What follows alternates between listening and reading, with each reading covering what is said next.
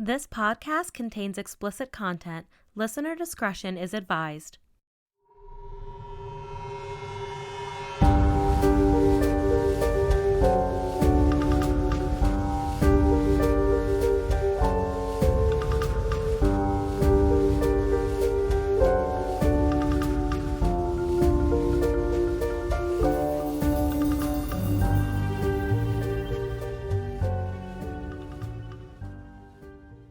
Welcome to the Creepy Cannabis Podcast, where we chat all things creepy, cannabis, true crime, paranormal, and weird. I'm Madeline. I'm Rachel. I was just violently woken up from a nap. And it's New Year's. I just, honestly, everyone keeps asking me what I'm going to do, and I'm like, fucking nothing, because the last time I had the audacity to think it was going to be my year, well, we all know what happened in 2020. I don't want to take personal responsibility, but I do. I had too much joy. Too much hope. Too much hope going into it. Blind faith. It didn't work out that way. It really didn't. It's fine. It's been tragic. Although I did leave the state that I hated to move back home, got my dream job. It wasn't terrible for me. Meanwhile, the rest of us, like, go fuck yourself. I mean, my job has been stressful since I started it, that's for sure. Yeah, but if you love it, you know, there are worse things. With all the stressful jobs, at least I get a cannabis discount. I mean, that's really all you need in this life. I literally got 1 gram extract, which is usually $80 for $1 today, and then 3 cartridges that are usually $40 for $1. I just want to know what that's like, because I work at a vet, and I get a discount. Technically, they're expired, but I'm like, psh. That's never stopped anyone. I will be consuming all of these, and they will work. There's a grocery store by my house that's like, what am I trying to say? Like a discount grocery store. Yeah. But it's the only place you can get Dunkaroos on the East Coast, I feel like. And they're always, like, about to expire any day. Never stop me. Oh, no. Yeah. Like, I'm getting the Dunkaroos. Yeah, and eating all of them. Not the trash-ass chocolate ones. Like, the vanilla, like, funfetti ones. Yeah, like, I'll eat expired foods. Yeah. Smoke expired Mariganja. It's fine. It just, you know, they have to put an expiration date because it's medicine. Yeah. I mean, does weed ever expire? No. If you found a nug of weed in the corner of your closet, like 10 years after you first purchased it, would you still smoke it? Yes. Would I? Yes. Are you smoking? Is that tonight what you got on discount, or is that something else? No. Well, this was discounted. It was a deal, but it was like last week. And this strain is called Nurse Jackie. Oh, you know Nurse Jackie's like that TV show where that nurse is offing people. Yes. Okay. Or maybe she's just on drugs. Yeah, it's actually a sativa-dominant strain derived from 2 very well-known strains called Jack the Ripper and Medicine Woman. Oh, that's cute how they combine them, though. Yeah, so the plant's makeup is like 85% sativa and 15% indica, so it's pretty energizing. And it contains a THC content of 21%. This one actually is 26%. So when no! I put the wrong sticker. This one's for Ballooniverse, a different strain. Oh, no. I think this one is about like 23%. And it has a sweet lemony flavor with a very earthy aroma. It's a very dependable medicine, no matter how early in the day, because it gives you a very clear-headed buzz and allows you to go about your day with relative ease. But novice consumers should be aware that the strain typically boasts a very high THC content, which can induce anxiety in some individuals. I do not need any more anxiety. Yeah, definitely I would say people that have a lot of anxiety, sativa-dominant strains aren't not always the best. They want like sedating, relaxing qualities more so than like energizing and stimulating. I for sure want those qualities. Whatever's going to put me into a better nap. So apparently it's really good for treating body pain on a wide scale while maintaining energy and focus. And it's very helpful in increasing appetite, It can help with internal issues such as nausea, Crohn's disease, eating disorders, and a hyperactive gag reflex, making it an obvious choice for anyone who has pain or trouble eating in the morning. Oh, Sean actually always has trouble eating in the morning. I am nauseous every morning. It's hit or miss for me. It's like 50-50. Sometimes I'm super morning. nauseous, and sometimes I'm like, I'm going to eat this whole kitchen. No, I just like feel Sean's like that too. really not good in the morning, most mornings. Luckily, I can smoke this going forward. And this strain is very... Wow, that didn't make sense. So you did your best. Cut that out. Okay, this strain is good for people with mild to moderate stress or depression who spend their time presently and consciously. What the fuck does that mean? I'm not even sure. Sometimes when I copy and paste these sentences, I just should be reading them.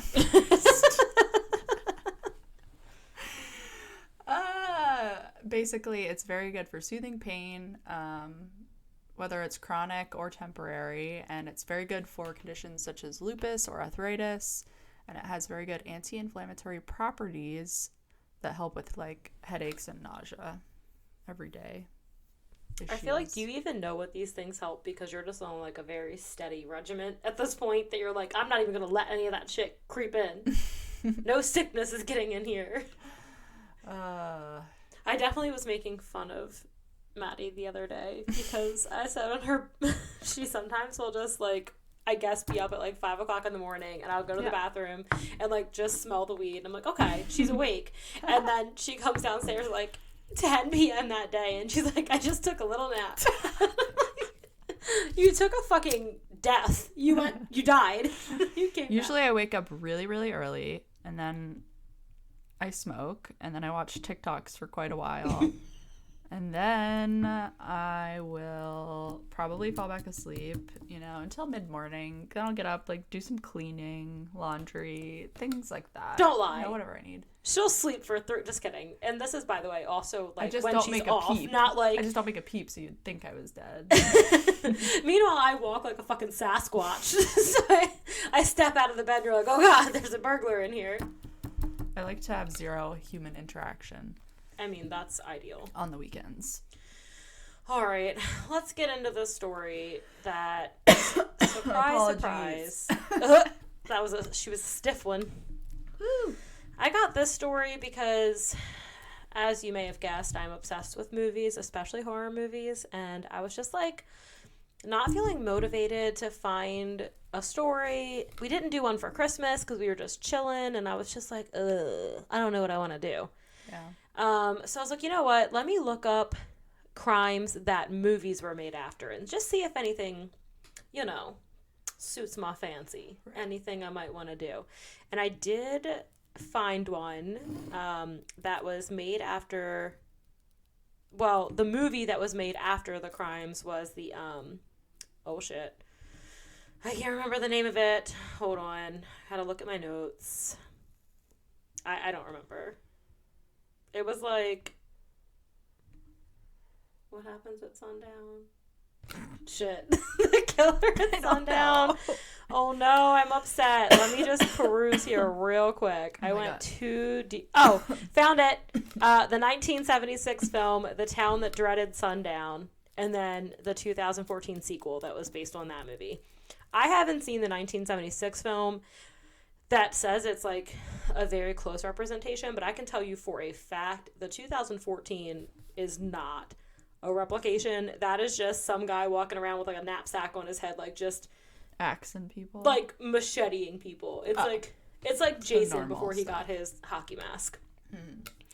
But basically, it's loosely based on these actual killings and attacks that happened in Texarkana. In Texas, between February 22nd, 1946 and May 3rd, 1946. There wasn't a lot of, like, I can't be sure how accurate some of the information is because it was 1946 and, like, some of the victims, it clearly says that they didn't have any pathology done and it's a lot of, like, witness statements and stuff. So You know, I'm going to do my best, but when you pick these old cases, sometimes there's just not a lot of information, and you just have to hope that what you're telling the people is correct. But either way, it's very interesting. Either way, it's a story. Yeah. We're just here to tell y'all stories. You know, we got 22 whole-ass followers that are dependent upon these stories. They need us. Yeah, They're here for it. My nephew was like, oh, me and my girlfriend, we just smoke weed on Saturdays and we listen to your podcast. Aww. Like, it's like their little date that they do together. Wow. So romantic. Also, like, not actually my nephew. It's my niece's ex-boyfriend, and I just like him more than her. I mean, honestly, it's just easier to say. Yeah, I just like have adopted him. Yes, so I'm just going to go over the crimes in the order that they had happened, and I will tell you, for anyone triggered by unsolved cases, this is unsolved. There's a lot of speculation as to who they think it was, but again, this is like, they like brought the Texas Rangers in for this. Oh. Like, and not Chuck Norris, so I personally think that's where they fucked up. Like, if they brought Walker, Texas Ranger, we wouldn't be having this conversation because this bitch would be in jail. Okay. So the first attack happened on February 22nd, 1946 at around 11:45 p.m. on a Friday. Jimmy Hollis, who was 25, and his girlfriend Mary, it's either Jean or Jeannie, Larry. I'm going to say Mary Jean Larry, who was 19, parked on a... Mary Jean Larry? Mary Larry? Her name is Mary Larry. Have you ever seen The Wedding Singer? Julia Gulia? And we can make fun of this lady because she survived. Oh, good. It's all right. I was doing it She doesn't die. But... Sometimes I'm like, are people like these pieces of shit, like making fun of people? Like, we don't want anyone to be injured or die. Also, I think I'm getting a little... We said listener discretion is advised. A little secondhand ingestion. That means you can't sue us. I think. Should Google it. It's not COVID. It's not COVID. It just got in my throat for a second. Okay. I was literally just hacking it along. So, Jimmy... They also refer to her in this article as Larry, so I kept getting confused. I was like, shit. Is it a man or a woman? Is Larry the guy? Or until they would say Jimmy's name. But they parked on a secluded road known as Lover's Lane after seeing a movie together. It was approximately 50 feet off of a road called Robinson Road on an unpaved street about 100 yards from the last row of city homes. So they were like kind of away from the houses, but it wasn't super far. Around 10 minutes after they parked, at around 11:55, a man wearing a white cloth mask, which resembled a pillowcase with eye holes cut out, appeared at the driver's side door where Jimmy was and shined a flashlight in the window. He was unsure, I think, if the guy was pranking him. So he was like, oh, no, you have the wrong person. To which the man responded, I don't want to kill you, fellow, so do what I say. Do you ever hear like old-timey talk and you're like, geez, like what? They'd be rolling over in their graves at the shit we're saying. Oh, They'd be like, what is wrong with these hooligans? So both Jimmy and Jimmy and Mary. I'm going to try to substitute their last names with their first names because it's super confusing. Were ordered out of the driver's side door, and the man ordered Jimmy to take off his goddamn britches. Britches? Like, I could not even take you seriously if you're like, give me those britches. But either way. After he complied, the man struck him in the head twice with a pistol. I mean, that's just rude. And Mary would later tell investigators that the noise was so loud that she initially thought he actually shot him when it was really his skull fracturing. Thinking that the assailant wanted to rob them, Mary showed him Jimmy's wallet to prove he had no money, after which he struck her with a blunt object. He ordered her to stand, which she did when she kind of like came to, and told her to run. So initially she tried to flee towards like this ditch, but then he ordered her to run a different direction up the road. So she said she spotted an old car parked off the road, but found it empty. I kind of wonder if it was his. Like, it never says, but it would make sense, like, how to get there. And then he confronted her again, who asked her why she was running. And when she responded that he told her to do so, he called her a liar before knocking her down and sexually assaulting her with the barrel of his gun. Oh. I also never understand that. Like, I guess I shouldn't say that. Like, I assume he's, like, an impotent person. I feel like, but he also had the guy like take his pants off, so I don't know what was going on here. After he assaulted her, it wasn't clear how she got away, but she fled on foot, running about a half a mile to the nearby houses. And she attempted to call for a car passing by, but was ignored.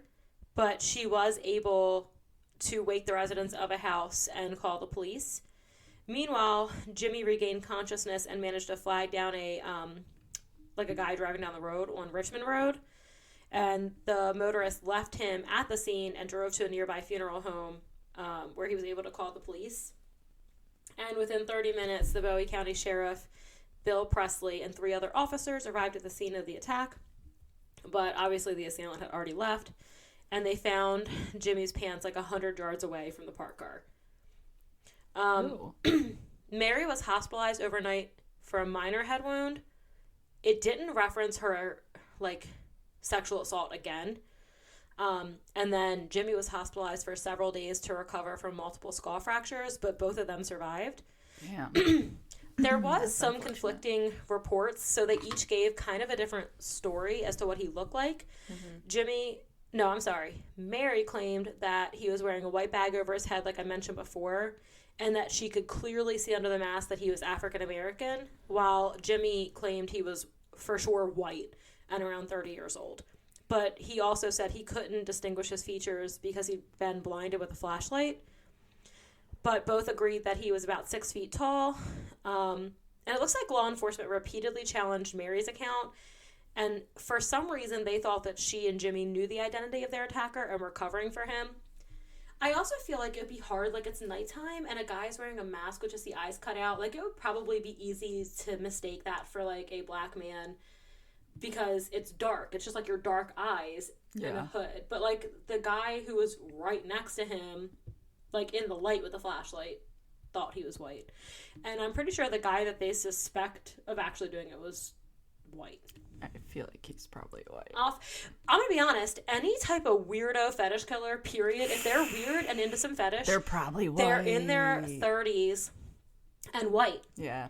Actually, when I was doing a little bit of watching a special on the Chris Watts murder, I was actually watching Bailey Sarian's murder mystery and makeup about it. Yeah. And she said that the officer investigating that case said that I want to say it was 90% of the time it's a white man in his 30s when it's a family annihilator situation. Oh, absolutely. And they almost always kill their families in August right before school starts.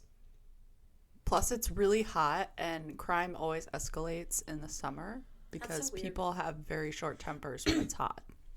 Me. I could see myself murdering someone in the heat. Literally. That's why in Freakonomics they're correlation does not equal causation because ice cream sales going up in the summer doesn't have anything to do with the fact that crime also goes up in the summer, but they both go up in the summer. Yeah, it would make sense. I feel like I always notice, I guess because my birthday is in July, I always notice that when I'm reading a lot of these stories, a lot of violent acts seem to happen in July. I just notice that a lot because it's around my birthday. Very hot. Okay, let me stay on track today, guys, so we're not here for 8 hours, because for the love of God, I want you guys to keep coming back. So on March 24th, 1946, so about a month later, the first double murder occurred. So Richard Griffin, who was 29, and his girlfriend of 6 weeks, this poor bitch, Polly Ann Moore, who was 17, because, back then, people were getting married when they were 14 years old, I feel like. All right. Were found dead in Griffin's 1941 Oldsmobile sedan on a Sunday between 8:30 and 9 a.m. by passing motorist. The motorist saw the parked car again on a lover's lane. So the way it's worded, I don't think it's on the same lover's lane. I know they were popular at this time, those little streets that you would go to and just make out in the car. I guess. Yeah, they're in a lot of when I'm researching a lot of older stories, there's a ton of it happened on Lover's Lane, and I'm damn. Why didn't they just make out in a house? Well, because I think back then you didn't just do that. You got together and dated and then you got married. So you're not canoodling in your parents' basement. They're no, marry my daughter and here's her dowry and shit.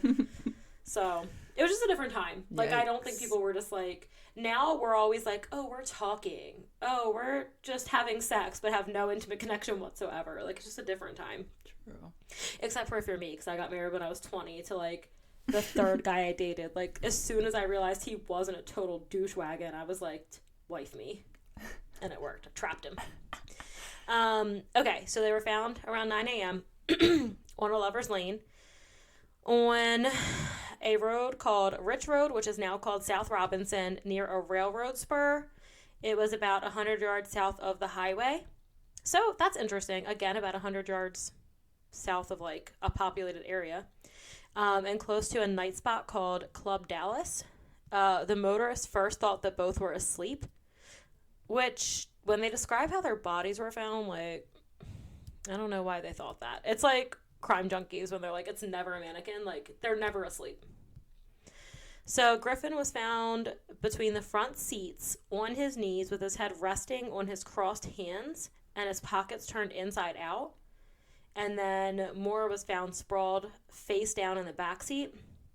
There is evidence that suggested that they were killed on a blanket, that she was killed on a blanket outside of the car and then placed there. Griffin had been shot twice while still in the car. Both had been shot once in the back of the head, and both were fully dressed. But there was a blood-soaked patch of earth near the car, suggesting to police that they had been killed outside the car and placed back inside. Congealed blood was also found covering the running board. I believe the running board is like that little board where your car door closes, but I could be wrong. And it had flowed through the bottom of the car door. Oh, yeah, that would make sense. Yeah, I'm right.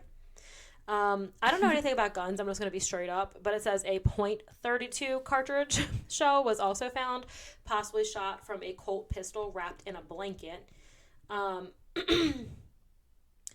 No reports indicate that either Griffin or Moore were examined by a pathologist, like I mentioned earlier.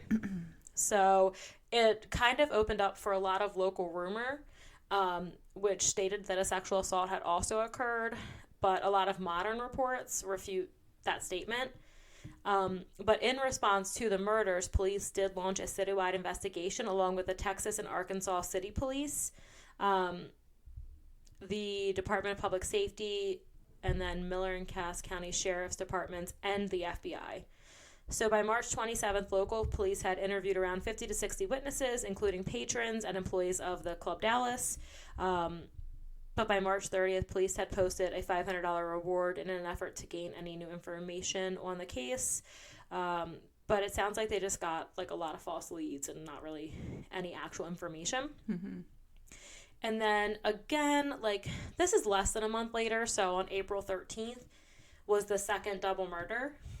And the article I have pulled up here, they have, like, pictures of the officer searching for clues. Like, we talk about this a lot, but, like, when they're just, like, back in the day, they just, like, literally look around. Mm-hmm. Like, what did people do before DNA and all of this stuff? Like, that's got to be why so many crimes are just unsolved. Like, it's crazy.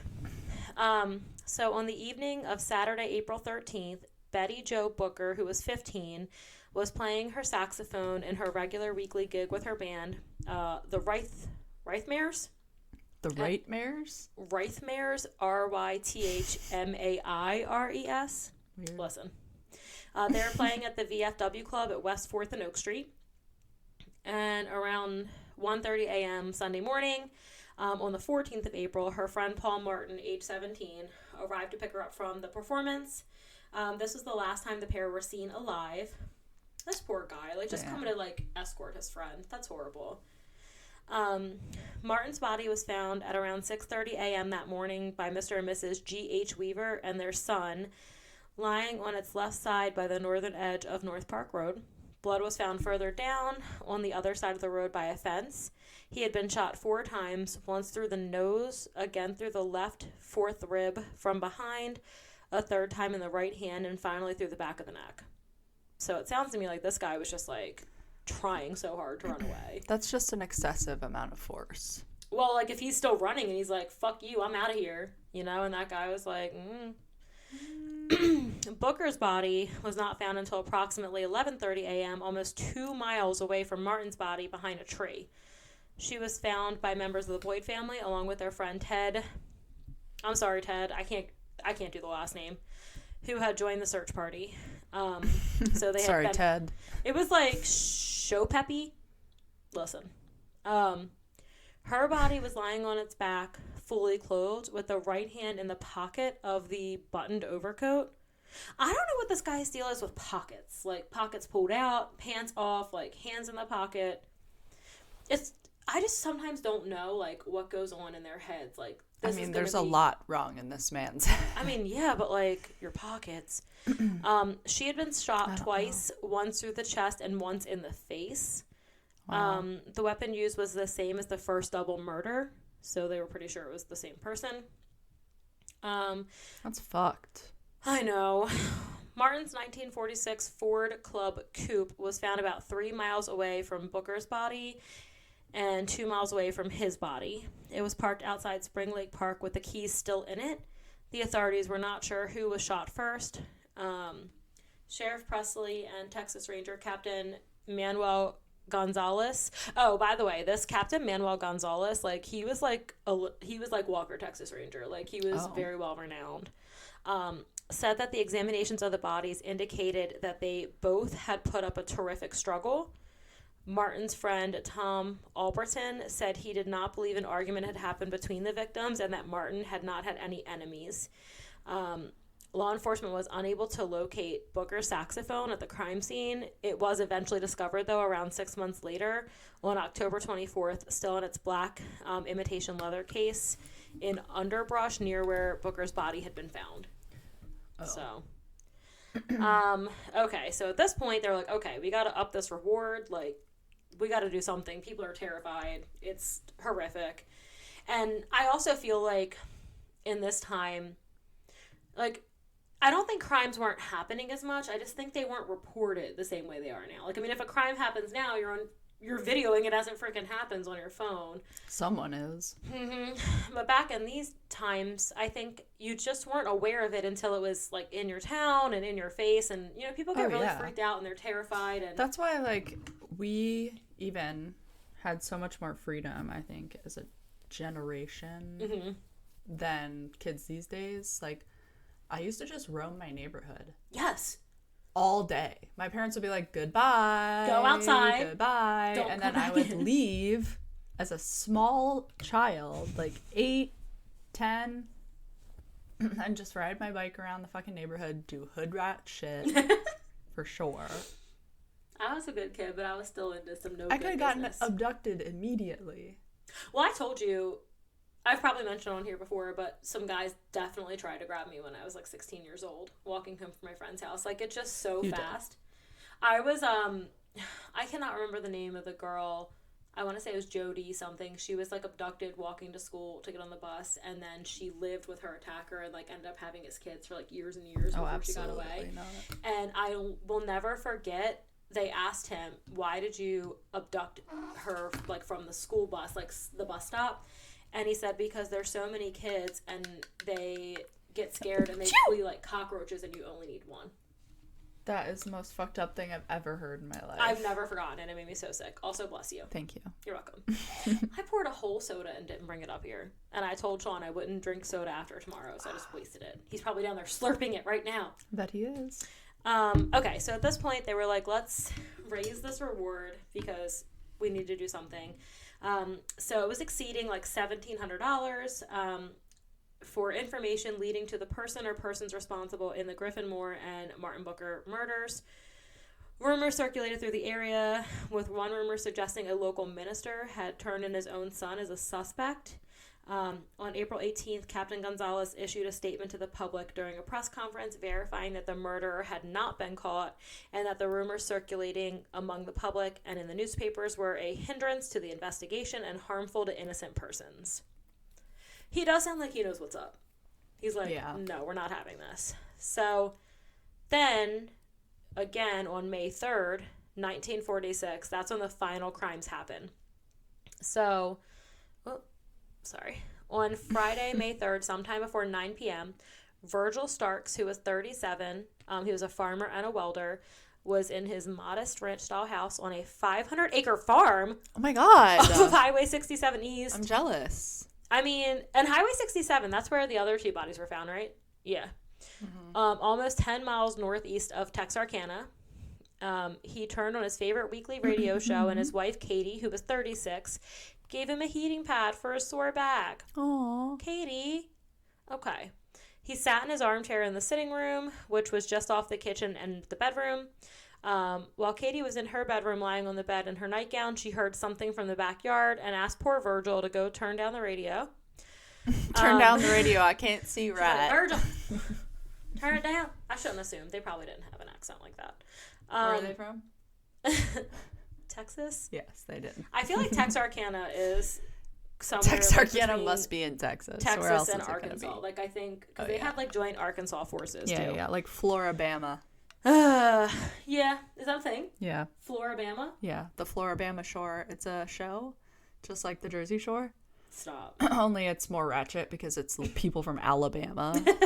No offense if anyone's from Alabama. Can I tell you that isn't Alabama the state we stopped in on the way to New Orleans? And it was hot. Not even the heat. The humidity was so thick that I got out of my car to go into McDonald's, and I had to swim through the air. Like, I had to use the force of my arms to propel myself forward.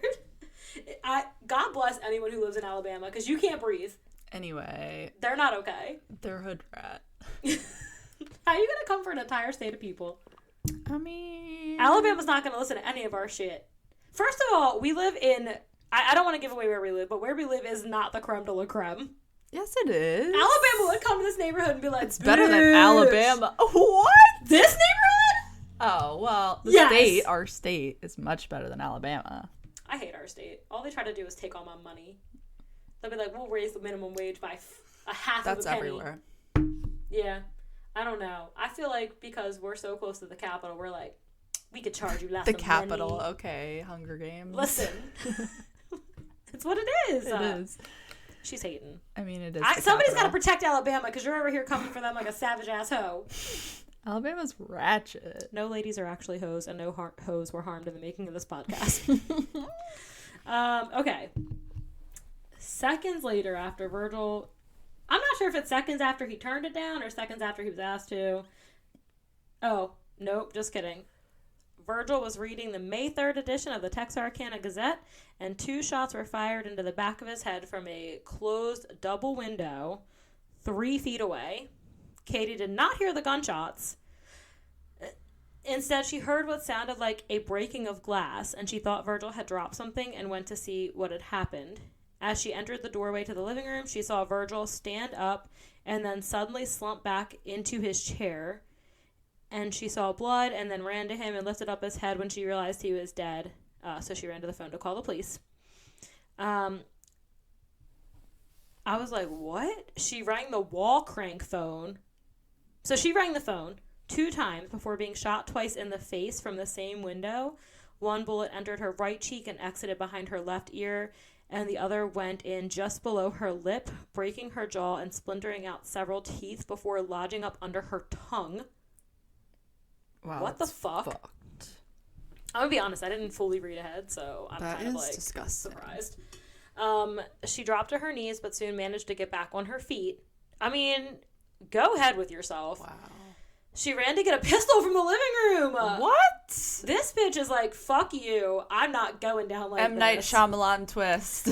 She was blinded by her own blood. She heard the killer tearing loose the rusted screen wire on the back porch.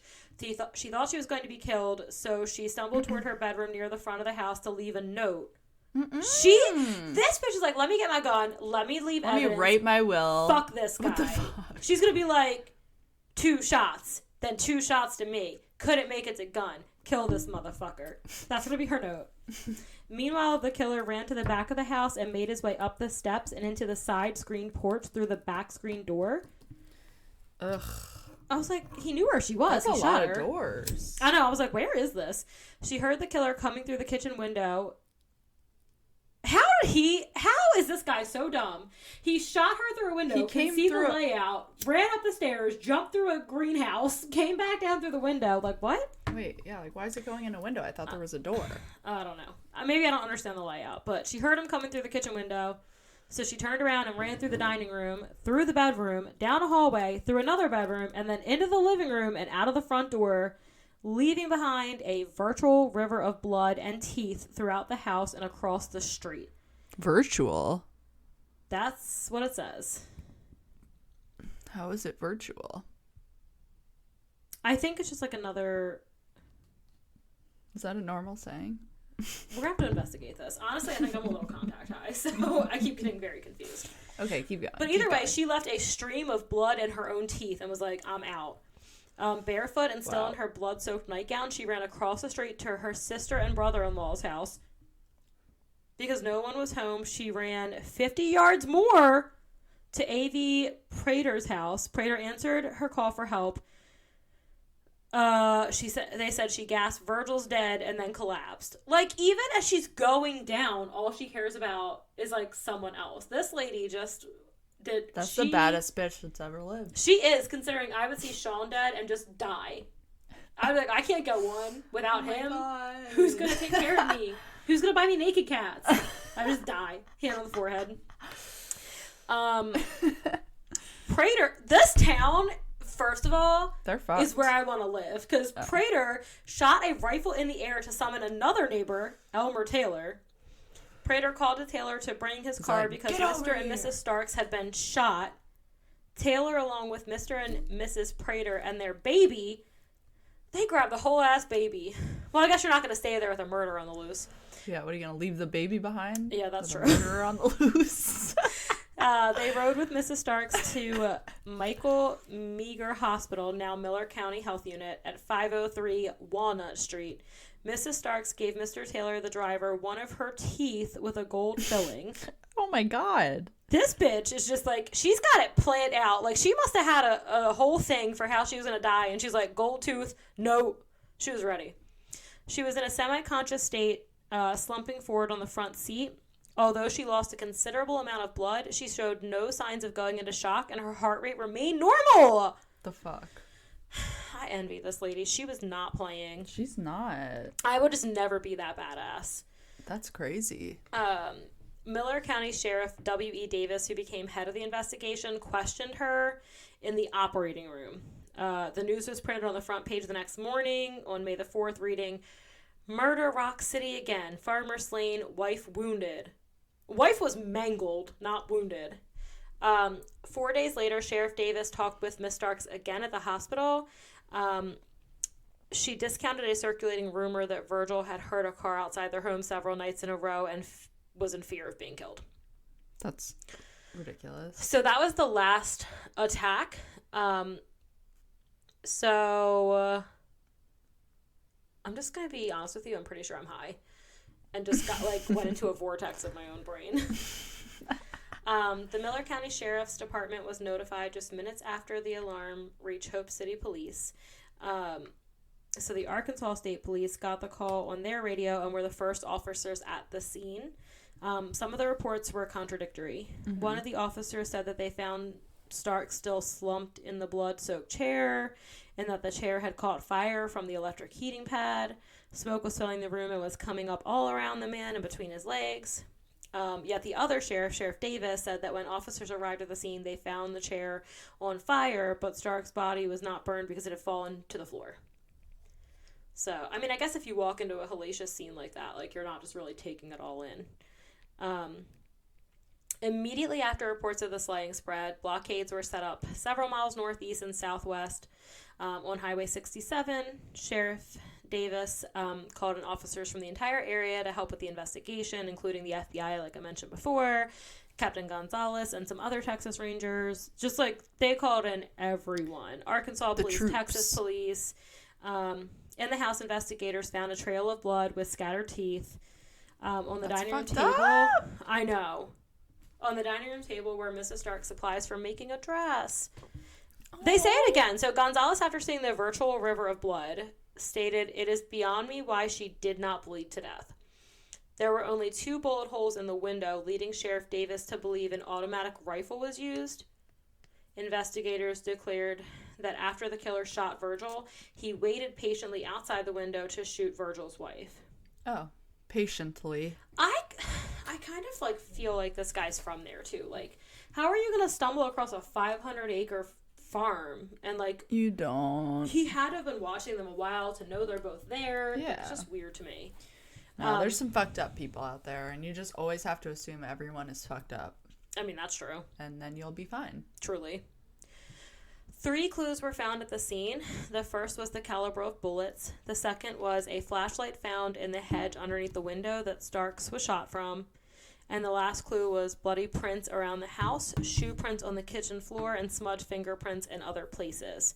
Sheriff Davis stated that although this murder could not be directly linked to the Phantom, which is what they were calling him, by the way, because of the caliber was a .22, it is possible that the killer is one and the same man, but they have no proof. Those who had been driving the area near the time of the slaying, along with several men found in the vicinity, were picked up for questioning. But they couldn't do shit because they don't have any resources. Like, they got bloodhounds. So early on Saturday morning, the bloodhounds were brought in by the Arkansas State Police. They found 2 trails that led to the highway before the scent was lost. So, like, this is definitely the car that the first couple saw, I think. I think he just drives to places and then goes off the beaten path.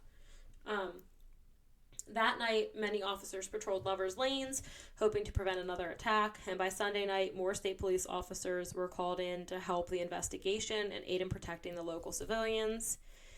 And officers had detained at least 12 suspects, but only kept 3 for further questioning. 47 total officers were working around the clock to solve the mysteries, and among them were sheriffs of 4 counties, Captain Gonzalez and his staff of the Texas Rangers, and Chief Deputy Tillman Johnson. So they really were doing their best. Like, they had everybody in there.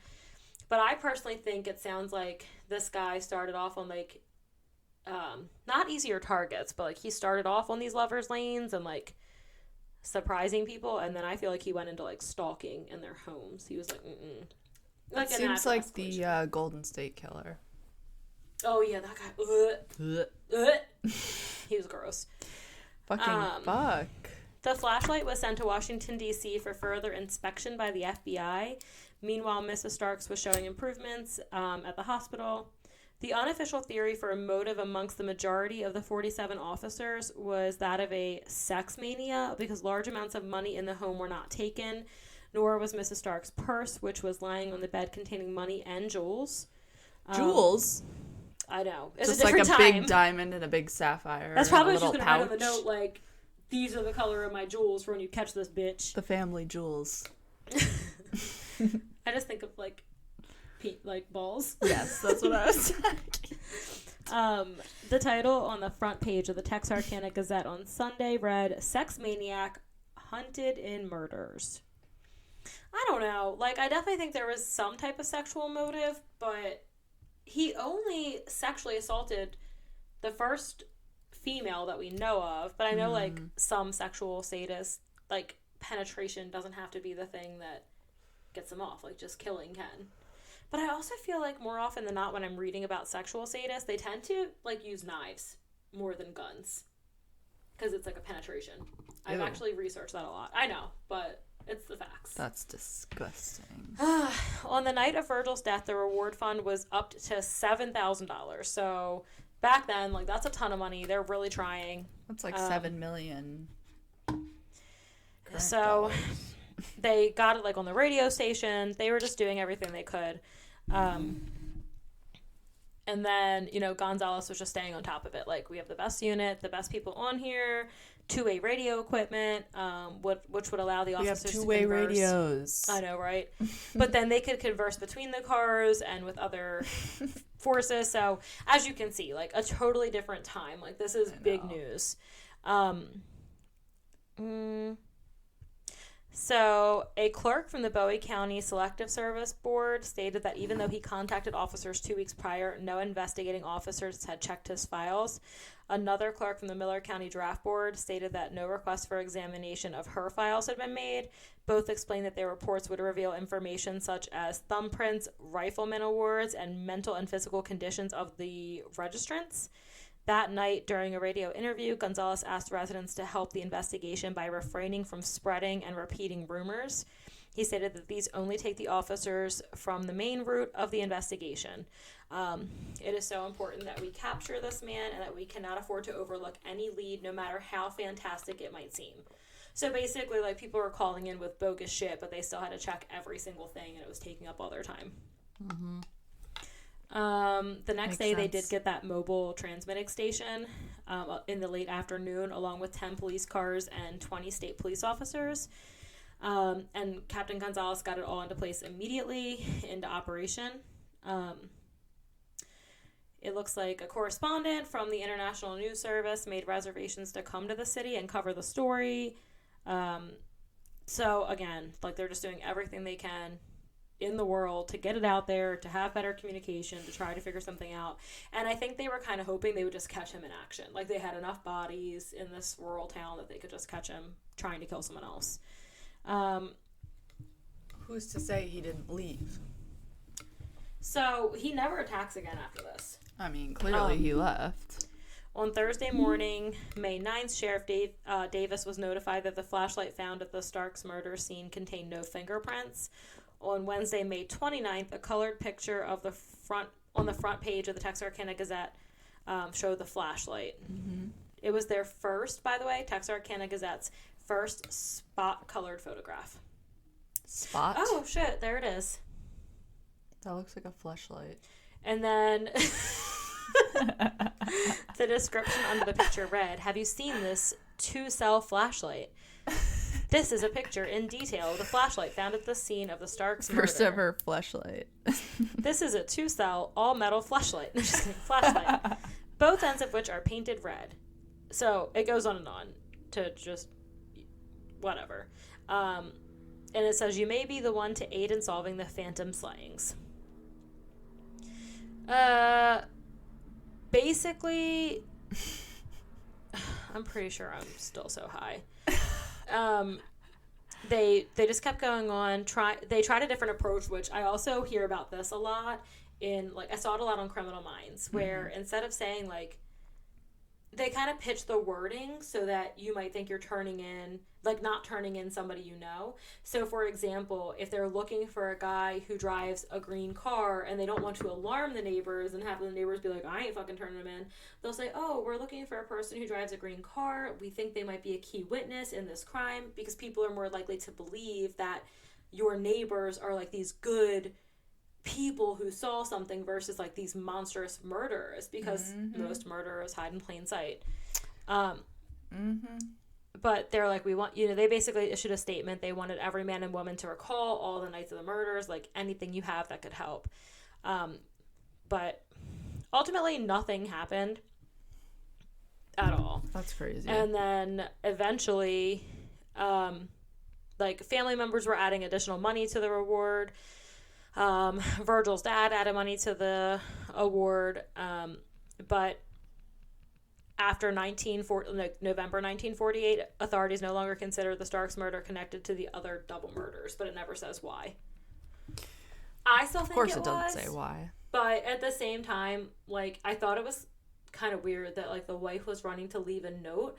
And, like, this is just all fan theories. Why would she spend the time to run to leave a note? Yeah, like, when you were shot in the face. I mean, you could also be delirious because you just got shot in the face, but...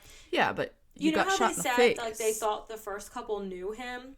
And then, like, what if she knew him, too? And she was like, "I'm going to go write it on a note."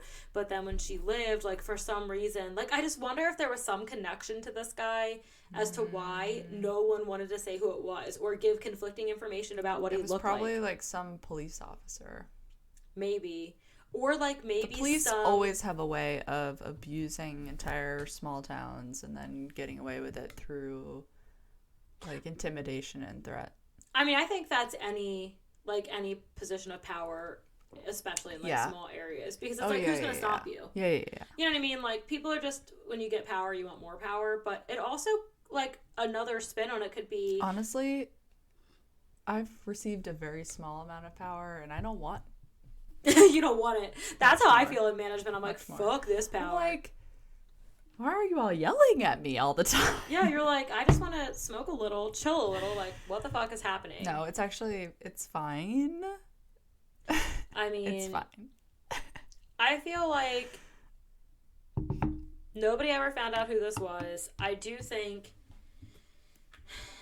it could be a couple things. Like, it could be a law enforcement officer's child, or like maybe it was somebody who, I don't know. Like, I just feel like there's a couple different iterations of why you wouldn't tell on someone. Like, maybe it was somebody with a handicap, and like, even though this person was a horrible murderer, like, they had some element of feeling bad for him. Or maybe it was actually like somebody they were very afraid of, or like a mayor, or a police officer or ranger. I just think it's bizarre that she ran to leave a note, but then they never say like why. Like, what were you going to leave on the note? What were you going to say? If they get there, they'll see you're already dead. Like, what are you going to say? And maybe, like I said, maybe she just really was... What would be important? Delusional, because she just got shot in the face twice. Okay, but like, you got shot in the face twice. Where are you even getting the energy to get up? Well, maybe her brain just like was running around. Like, but I mean, I don't know. I for some reason think it's somebody. I literally will see in a TV show someone get like hit on the very, very side of their body, and they're like, and they die. This lady got shot in the face twice and was like, I gotta write a fucking note. Gotta get the jewels. I'm definitely going to get everybody in the neighborhood. Family jewels have to be secured. I also wonder if this is my last theory. Maybe the first people did know who it was. Maybe she also caught a glimpse of who it was going to leave it on a note in case she died, had to run away, and then they Texased that shit and murdered him. Like, you know, that whole town, no officer in that town is going to cry about that shit. You know, like, if it really was somebody they all knew, and they were just like, they would okay, let's just kill him. Oh, yeah. Like, this is done. For sure. And then you'd never hear anything more about it. But that's like how Alaska operates 365. They're like, we're just going to take you to the great frontier, never to be seen again. They're like, bitch, you're gone. Yeah, good luck. You're in the frontier. Yeah, I think that's the theory I'm sticking to. I think they did know who it was. That would make sense why she was going to leave a note, and then she escaped, so she was like, fuck it. She told that lady and her baby and her neighbor and the baby's daddy, and she was like, it's so-and-so, and they were like, we got you. They took a couple minutes, murdered the fuck out of that guy, and then took her to the hospital. Yeah, probably. Like, I just think that's what happened. Because I also don't think someone like that could just stop. Unless they were physically stopped. They had to be put to rest. Like, even if he went to another state, they would pass away.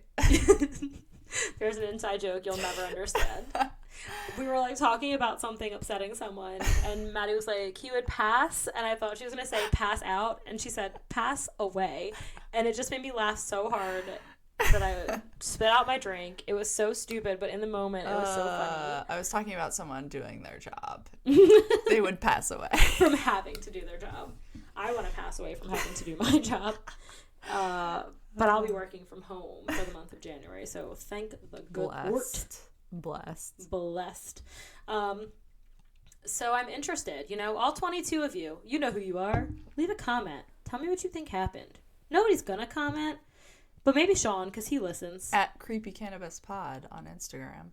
Yes. We'll post a photo of the detectives. Maybe we'll post a photo of that flashlight. It's a good picture. The flashlight. Be like, have you seen this flashlight? As if it was the only one ever made in that whole ass town. I don't know. Maybe it was, like, unique in some way. But that was it. Unsolved. Oh, my God. That was a hiccup and a burp. We're really classy. I just thought you should know. I'm gonna cry. Look, it's not my fault. We got the naked cat. We got him home. He had a really bad infection and was super sick. And I was not ready. Everyone told me naked cats are so cuddly and they want to be on you all the time. I did not believe it. And he's a screamer. He sleeps on me all night, and he suckles on my neck and leaves little baby kitten hickeys. Yeah, and he's a screamer. He is, and I just was not prepared. Like, anybody who has a newborn, like, you're a fucking rock star, because I feel like I'm never going to sleep again. Mm-hmm. And every time I fall asleep, he's like, let me nurse on that neck. Then I just let him. Sometimes I just stick him on there. And I'm you like, want babies. Up. You want babies. I'm going to tell you, nothing has ever made me question my fertility journey more than... it should be mandatory. This fucking naked cat. That if you want a baby, you have to mother a naked cat kitten for at least 30 days. And see how you feel. And if you survive it and you still want kids, approved. Yeah. You can have them. Yeah, that makes perfect sense. Because, like, I have 4 other cats.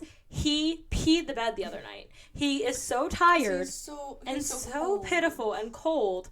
Apparently, it's a common problem. He will get up but doesn't want to get out from the cover, so he'll just pee the bed. So now I have to, every time I hear him rustle around, wake up and throw him in the litter box, just in case. And he pees every time. But if I don't get him, guys, what I'm saying is it's a big-ass commitment. And if you ever were thinking about it, think again. It's not worth it. Meanwhile, then I pick him up and I'm like... Then you're like, I love you. I love you so much, I'm going to smash your face off your face. All right. Sean listening is like, you better fucking love him. He was $1 million. But you know what? I just bought Sean a tattoo for his birthday, so I don't want to hear it. I mean, really, you bought Sean a tattoo for his birthday. No, I paid rent, which I immediately used for the essential function of getting Sean a tattoo, which he can't even get until the end of February because of COVID. Rude. I know. I was like, I want a tattoo, but I want to get it like when it's warm so that I can wear like flowy things.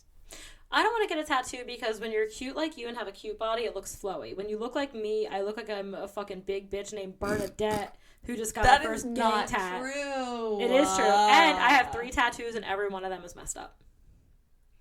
Every one of them.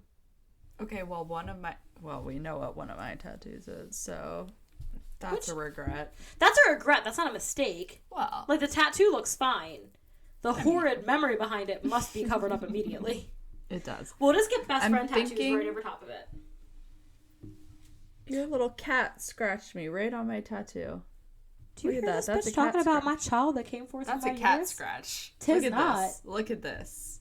Look at that. Okay, it is. It's a cat scratch. Well, we can get a tattoo of his face to cover it up. I'm gonna get a really big side tattoo, and then when I do that, I'm just gonna get this covered up at the same time so that it's cheaper.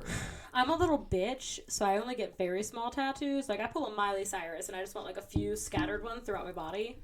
Yeah. But I have a high pain tolerance for like the 8,000 needles I have to do. But... Either a hip, like a hip into. If I had no pain concerns whatsoever and $1 million, it's gonna be the most excruciating thing ever. I would want leg sleeves in American traditional style. But I have no money. Oh, I want a whole sleeve. What style though? Like black and gray? Well, I was thinking at one point expanding my Alice in Wonderland tattoo into a sleeve. You should. Because that'd be cool. It'd be so cool. I could draw you something for it. I love Alice in Wonderland, but I don't know. Maybe I'll do a totally different themed sleeve on the other arm. And do like a tattoo on your back to go with it. Or just the sleeve. I don't know if you want it wrap around like your other one. I don't know. So the one I want a lot of tattoos, and now that I work in the cannabis industry, it's like... So I've been watching Ink Master, so I'm like, oh, I need all these tattoos, but I have a high pain tolerance for other things, but definitely like the tattoos I got I was a little bitch about. I gotta tell you, like the one that I got on my shoulder was probably 3.5 hours. It hurt. Yeah. But pain is temporary. When you tell yourself, pain is temporary. I just literally told myself that over and over. I feel like I have to have tattoos in places that I can see, because if I can watch them do it, it distracts me and it gives me, like, I'm interested in that because I like art, so it helps it to not be so painful because I can just kind of watch what's happening to me. I would never, like, bitch out, though. I was told by, like, when I was getting this tattoo, I was like, what's the most painful part of your body? And he said the rib cage. Yeah. And people will truly, he'll start the tattoo and they'll just be like, I have to leave. And they'll just Yes. go. It'd be me. Yeah. I'd be like, you're not hearing me? Like, I'm a fucking bitch and I'm out. Like, I'm out. Audi, what is it? Audi 5,000? A couple thousand? It's 500? a couple thousand. Okay, I'm all of the thousands. I'm out of here. I definitely think I prefer to stick with much smaller tattoos, like almost like what you could walk in and be like, I want that generic shit off the wall, and then just compile them together so that it looks like a sleeve, but really they're smaller and easier to handle. That's not a bad thing either, though. That's cool. But I go back and forth because I love black and gray. I think it holds up. I'm just wondering if I should ever introduce color or if I should always maintain black and white. I love American traditional style. It's my favorite style. Like, if I'm just looking at tattoos, that's my favorite style. I don't know if I want color because color fades. Yeah, well, black fades too. But a lot of those American traditional colors, they do hold up because they're black heavy. According to Ink Master, it's where I get all my information. But Oliver Peck says... I need to find a really good artist. So, the guy that Sean is going to is named Stevie Money. He started Sean's tattoo... Dude. He started Sean's tattoo 100 years ago. And just life happened, fertility happened, and he never had the money to finish it. And I was like, bitch, you are 35 years old. It is time. Finish this bitch. So he's going to get... Like, it's fully outlined and everything, and it's been like that for 10 years. So he's going to get it shaded in, and then after that session, I'll get another session to get it, like, the background. But he's expensive, the guy who did it, because at the time that he was doing Sean's, he never did portraits at all, and now he specializes in portraits. Is it an hourly rate? Yeah. What? How much? $150 an hour. Oh, that's not bad. When I was in New York, I was looking for artists in New York, and it was like... starting at $275 an hour. Because of where you live, though. Like, in this area, it's not that it's expensive. It's, like, reasonable. No, but the one thing that I will always say is that invest. If you get tattoos, you have to save up and invest in it. Because there's absolutely no reason. You're going to regret if you get a shitty tattoo. Oh, I regret all three of mine. The guy who did the one on my back told me after that he was high while he did the one on my back. And it was extremely painful. Like, you want to talk about somebody almost bitching out. I got to the point of crying, and I was like, I'll just cry through it. And then right when I was like, okay, I think I need a break, he was like, I literally just finished. And you're like, great. But then the two tattoos that I have that are numbers are both messed up. The comma on the one is going the wrong direction, and on my we'll get it fixed. Coordinates. If you get another tattoo, you just say, I need you to fix all of these things at once, and then it's cheaper. Yeah, I think I'm going to get... I didn't want my coordinates in this spot, and I do think the placement is what damaged it because of it being sweaty here and, like, bending my arm. I think it just kind of messed it up. Mm-hmm. So I want to get that one covered, and I want to get the coordinates where I originally wanted them, which is here, this way. And we should get a matching tattoo. I really want to. Let's cover that. I want to get an alien tattoo really bad. Like being beamed up into a spaceship. Yeah. We'll discuss. I'm pretty sure we just both were very high. Mine, it's just like a solid black bird, so I can easily cover that. Yeah. It's really small, though, too. Like, we just need to find something, like, with dark shading that would be a good cover. Plus, I want to get it, like, a little closer to my wrist. Initially, when I got the tattoo, I was like, oh, I'm going to be a professional, so I can't have it show. So I got it, like, further down on my arm. But I'm like, if you think my abilities are defined by having artwork on me, I don't need to work here. I don't need that negativity in my life. It's so dumb. Yeah. I've worked places, though, before where you couldn't have your hair dyed a certain color. Couldn't have tattoos showing. I probably couldn't have fun colors. I don't know, but that's just my dispensary, because my dispensary specifically is very... Yeah, but if your hair's done, like, I think as long as it's not, like, growing out in a hot mess. Like, if it's done well and it's maintained, you probably I was just saying, like, hot pink. I don't know. I think if it looks nice. At my job now, I'm allowed to have my hair however I want. I probably wouldn't. Tattoos however I want. Plus, if I do pink, then I'll never get the reds out of my... I'm going to tell Katie what you did.